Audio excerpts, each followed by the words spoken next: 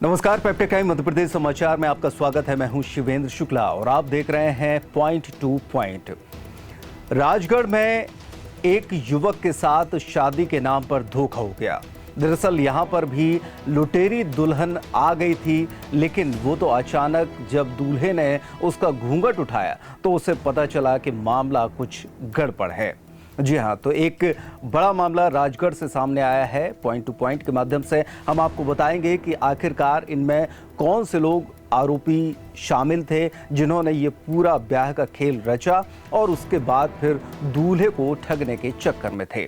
दरअसल दूल्हे ने जब 7 फेरे लिए और अगले दिन जब उसने दुल्हन का घूंघट उठाया तो पता चला कि ये लड़की वो नहीं है जिसे दिखाकर उसकी सगाई और फिर शादी तय की गई थी। दूल्हे पक्ष की शिकायत पर पुलिस ने जांच की तो पता चला कि लड़की पहले से ही शादीशुदा है। अब हम आपको बता दें कि इस शादी का सौदा 11 लाख रुपए में तय हुआ था। इसमें से 5,75,000 रुपए लड़की के पिता को दिए गए और बाकी की रकम 5,25,000 रुपए कालू सिंह नाम के दलाल को दी गई। जांच के बाद पुलिस ने इस मामले में 5 आरोपियों को गिरफ्तार भी कर लिया है। ये मामला जिले के लीमा चौहान थाना क्षेत्र के बुढ़नपुर गांव का बताया जा रहा है। यहां के रहने वाले कमल सिंह सेंधिया की शादी सुसनेर की रहने वाली लड़की से तय हुई थी। 14 अप्रैल को खिलचीपुर के लिम्बोदा गांव में सामूहिक विवाह सम्मेलन में शादी कराई गई थी। जेवर और पैसा लेकर दुल्हन भागने की फिराक में थी। दूल्हे ने पुलिस को बताया कि शादी के बाद सुहागरात पर जब वो कमरे में गया तो दुल्हन किसी से फोन पर बात कर रही थी। वो कह रही थी कि घर वालों और कमल को नींद की गोलियां खिलाकर जेवर और पैसे लेकर भाग जाएगी। जैसे ही कमल ने अपनी नई नवेली दुल्हन की बातें सुनी तो उसके पैरों तले जमीन खिसक गई। शक होने पर वो उसके पास गया और उसका घूंघट जैसे ही उठाया, दुल्हन का चेहरा देखकर उसके होश फाख्ता हो गए। दरअसल ये वो लड़की नहीं थी जिसे दिखाकर उसकी सगाई की गई थी। कमल ने बताया कि सलोनी से रिपोर्ट करने के बारे में जब कहा गया तो उसने रेप केस में फंसाने की धमकी भी कमल को दे डाली। अब जब लड़की का राज खुल गया तो पहले तो वो मुकर गई और उसके बाद फिर उसने पूरी कहानी बयान कर दी। उसने बताया कि वो राधा नहीं बल्कि सलोनी है। वो बिल्लौद के पास की रहने वाली है और पहले से ही शादीशुदा है। उसके पति का नाम जितेंद्र गौड़ है और जोरावर सिंह उसकी पत्नी कालू सिंह और बालू सिंह और उस लड़की ने मिलकर यानी कि सलोनी ने मिलकर कमल को फंसाया है। जोरावर ने योजना बनाकर पूरे रुपए ऐंठे।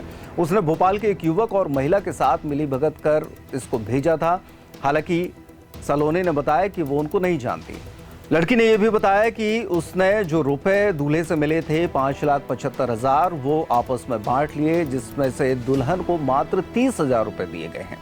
जोरावर सिंह ने कहा कि घर से जेवरात और रुपए लूट कर आ जाना और उसके बाद फिर वो उसे उसके गांव में वापस छुड़वा देगा।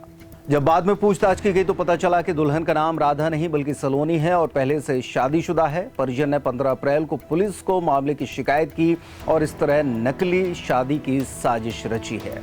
इस मामले में थाना प्रभारी ने बताया कि इसमें मुख्य षड्यंत्रकारी मीडिएटर कालू सिंह और बालू सिंह हैं। इन्होंने सुसनेर निवासी जोरावर सिंह और उसकी पत्नी से मिलकर पहले उनकी बेटी को दिखाकर संबंध करवाया और फिर भोपाल निवासी शरीक खान नाम के व्यक्ति से लड़की का इंतजाम करने को कहा। शरीक ने खंडवा जिले के किल्लोद बिल्लोद तहसील हरसूद के रहने वाले पति पत्नी से बात की। ये दंपति वर्तमान में इटारसी में रहते हैं। पति जितेंद्र गौड़ की मिलीभगत से उसकी पत्नी सलोनी गौड़ को दुल्हन बनाकर दूसरी शादी करवा दी।